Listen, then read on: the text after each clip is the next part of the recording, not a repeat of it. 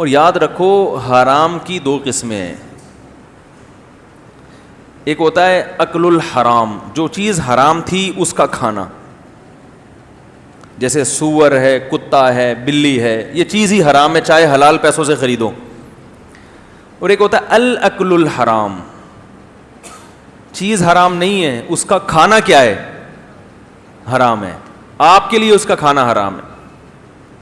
آپ قصائی کی دکان سے حلال گوشت خریدتے ہیں, لیکن وہ جو پیسے آپ نے کمائے تھے وہ چوری کے ہیں, تو وہ گوشت تو حلال ہے مگر اس کا کھانا آپ کے لیے حرام ہے. سمجھ رہے ہو کہ نہیں سمجھ رہے؟ تو وہ بھی حرام ہے, یہ بھی حرام ہے. چوری کی مرغی ہے نا, چوری کی مرغی تھی, وہ گردن سے کاٹ رہا تھا پیچھے سے, کسی نے کہا یہ حرام ہو جائے گی, اس نے کہا پہلے کون سی حلال کی ہے بھائی. بھائی مرغی جب چوری کی جہاں سے مرضی کاٹو اس کو, اللہ کا نام لو نہ لو, بھگوان کا نام لے لو, کچھ بھی کر لو, وہ حلال نہیں ہوگی. تو پھر اب یہ نہیں کہ چوری کی مرغی کو الٹی طرف سے کاٹنا شروع کر دیں, مرغی ادھر سے ہی کٹے گی, کیونکہ مرغی جب آپ نے ادھر سے کاٹ دی اور ہے چوری کی تو وہ ہضم ہونے سے پہلے حلال کا آپشن ہے کہ جس سے چوری کی اس سے معافی مانگ لو جا کے.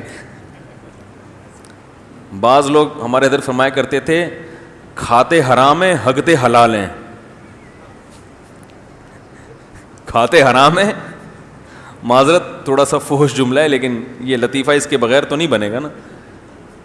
وجہ اس کی ہے کہ حرام کھاتے ہیں, ان کو پتہ ہے کہ جا کے مالک سے اجازت لے لیں گے, وہ اجازت دے گا, وہ بولے گا اب تو کھا لی, اب میں کون سا ریورس گیئر تو ہے نہیں, تو وہ خارج ہونے سے پہلے کیا ہو جاتی ہے.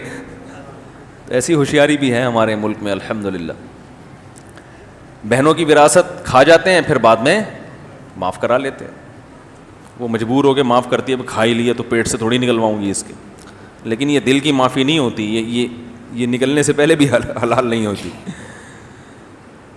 تو حرام سے بچنا بہت ضروری ہے, بہت ضروری, اس کو ہلکا مت سمجھو, بہت ضروری. رسول اللہ صلی اللہ علیہ وسلم نے ارشاد فرمایا کہ میں تم میں سب سے زیادہ غیرت والا اور اللہ مجھ سے بھی زیادہ غیرت والا ہے.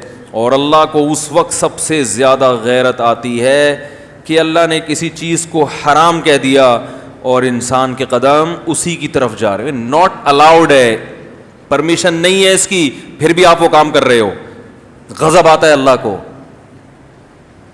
سود کا لکھنے والا, سودی لین دین پر گواہ بننے والا, سود کا دینے والا اور سود لینے والا, نبی صلی اللہ علیہ وسلم جو اللہ کے نمائندے ہیں, اپنی طرف سے نہیں کہہ رہے, اللہ کا پیغام ہم تک پہنچا رہے ہیں, فرمایا ان 4 آدمیوں پر اللہ نے لعنت کی ہے.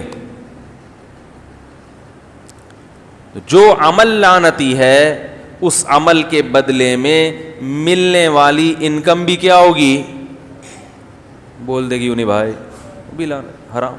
غلط عمل کے نتیجے میں جو آمدن ملے گی وہ بھی کیا ہوگی, غلط ہوگی. سمجھ رہے ہو کہ نہیں سمجھ رہے؟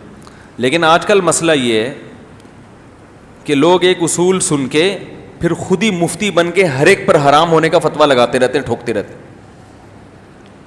انہوں نے ایک اصول سن لیا کہ غلط عمل جو بھی ہوگا اس میں آمدن کیا ہوگی, حرام ہوگی.